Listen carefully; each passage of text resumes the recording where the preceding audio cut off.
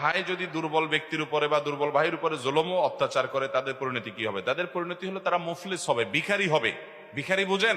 নবী সাল্লাল্লাহু আলাইহি ওয়াসাল্লাম বলেছেন, আতাদরুনা মাল মুফলিস, তোমরা কি জানো সবচেয়ে অভাবীকে, ভিখারিকে? সাহাবীরা বলছেন, আল মুফলিসু ফিনা মান লা দিনারাহু ওয়া লা দিরহামা। আল্লাহর রাসূল, যার টাকা পয়সা নেই আমরা তাকেই তো ভিখারি মনে করি। নবী সাল্লাল্লাহু আলাইহি ওয়াসাল্লাম বলেছেন, না, সেটা না। টাকা পয়সা নাই এটা এমন কি আর হলো, এক সময় আসবে তার হাতে।